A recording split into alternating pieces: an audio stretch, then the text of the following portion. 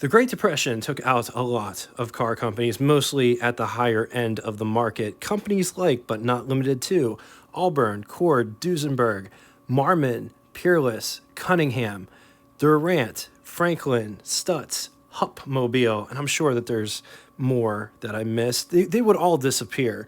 Packard was the only prestigious independent manufacturer to survive the Great Depression by offering a junior line, first with the 120 in 1935, and then with the 115C six-cylinder model in 1937. Pierce Arrow did not want to water down their car brand. Pierce Arrow, knowing that they had to sell something, would try to weather the economic storm a different way by selling premier travel trailers called Travelodges, beginning in midsummer of 1936, and was only produced for 4 months, ending production in November of that same year. And just like the cars that Pierce Arrow produced, these were nice. A home away from home, camping with class. Each Travelodge featured a wooden interior. The trailer itself was built on a strong steel frame with a skeleton body with an outer aluminum skin that was 18 gauge. The aluminum panels were over cork insulation. All models were single axle with independent suspension. Some sources say that the hydraulic brakes were standard equipment, whereas the ads themselves say at a slightly higher cost. Pierce Arrow would offer the Travelodge in 3 different models. The Model A, which was the longest model on offer at 19 foot long, 7 foot 9 inches tall from the outside. Inside, it was 6 foot 4.5 inches, 6 foot 8 inches wide. It weighed about 2,819 pounds fully loaded with an interior, which we'll come back to that point in a minute. Price, $1,145, which would be equivalent to you spending $26,480.39 in the year 2025. The Model A would sleep 4 comfortably, and it featured a lot for that money. Inlay, linoleum floors, the ceilings were mountain birch with cabinets and walls being gumwood variety. The dinette seats as well as the couch would convert into a bed. Featured 2 14 by 16 roof ventilators, 2 large cupboards under the sink and under the stove. China cabinets, aka the Cove cabinets that could be found at both ends of the Travelodge, which featured the leaded glass doors. Only 105 are said to have been made of the Model A. The middle option was the Model B, and it was 16.5 foot long, 7 foot 9 inches off the ground. Headroom was the same at 6 foot 4.5 inches. It weighs 2,541 pounds. Price, $845, which would be equivalent to you spending $19,542.30 in the year 2025. Total allegedly produced was 261 units. Both the Model A and the Model B Travelodges were considered the premium models. The Model C was the smallest of the 3, and it was more economy-based. All of the Travelodges had that streamlined toaster look, but the Model C was the smallest at 13 feet, 7 inches long. Height and headroom were the same. This one weighs 2,050 pounds. Price, $595, which would be equivalent to you spending $13,760.55 in the year 2025. Total produced was 74, and this one varied because it had the print linoleum. The inlay could be had at an additional cost. Roof ventilation, interior ceiling, and sidewall cabinets are stained fur. Pierce Arrow would sell all the models either fully outfitted with an interior or totally empty. The choice was yours. Pierce Arrow was building around 15 units a day. Unfortunately, Pierce Arrow didn't see the return on investment that they were hoping to see, cutting the Travelodge losses after 4 months.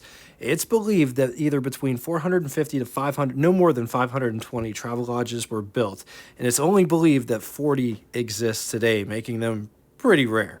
So just to kind of put it in perspective, the Travelodge was Pierce Arrow's last innovation. It was a Hail Mary to try to save the company, to try to stay afloat, but failed miserably.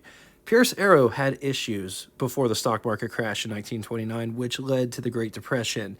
In 1928, Studebaker would purchase Pierce Arrow, and Pierce Arrow and Studebaker would run as two separate entities, but Studebaker was the parent company.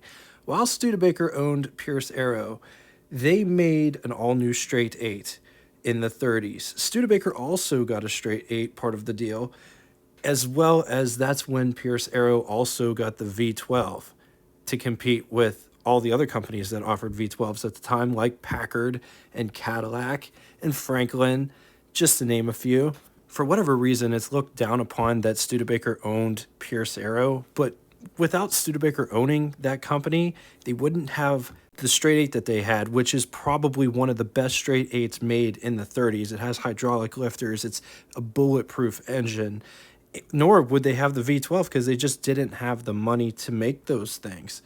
Also, Studebaker had a dealership network that Pierce Arrow didn't have, but as they say, all good things must pass.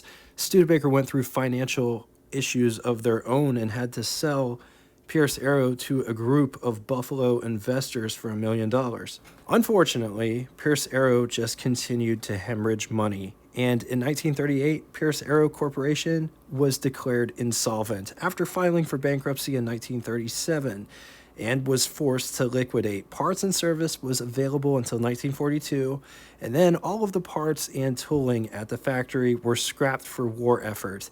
It's believed around 250 unfinished Travelodges got destroyed when the company closed, but the records also got destroyed. It's important to note that in 1938, Seagrave bought the rights and tooling for both the straight 8 and the V12 engines, which lived on in the Seagrave fire trucks. Something to think about, and I know hindsight is always 20/20, but it would have been absolutely epic if Packard took over Peerless when they went under in the early 30s, and Pierce merged with both Packard and Peerless. They could have been 3Ps under one roof, but I don't know if the trio would have lasted until today. Probably not, but it was definitely a missed opportunity. Anyway, the Travelodge was king of camping back in the day.